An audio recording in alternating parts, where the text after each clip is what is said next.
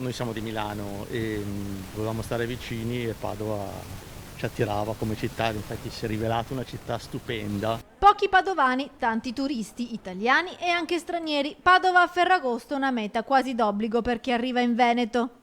Abbiamo visitato Palazzo Bo, poi abbiamo visitato Palazzo della Ragione, il Duomo, insomma, Cappella degli Scrovegni, insomma tante belle cose. Siamo rimasti veramente molto contenti. La recente nomina dei cicli di affreschi del Trecento a patrimonio UNESCO dell'umanità ha attratto i turisti dell'ultima ora che prediligono le città d'arte come meta.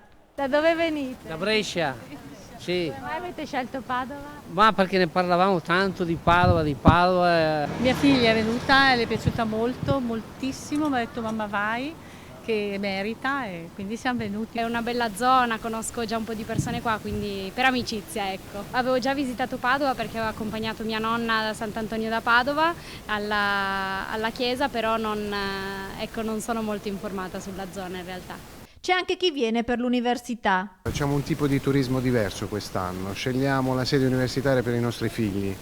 Siete venuti a Padova? Perché hanno letto tanto sulla città, si sono eruditi in merito, quindi sono delle scelte molto ponderate. Adesso cominciamo un percorso di 5 anni e vediamo dove arriviamo. Speriamo di rivederci fra 5 anni e raccontarci delle cose belle. Venite? Noi siamo dalla Puglia, Bari. E poi ci sono gli stranieri che tra mare e montagna passano anche per Padova per un'immersione nella cultura.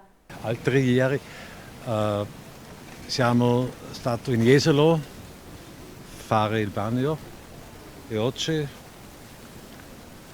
siamo in Padova. Meraviglioso. Sì, sì.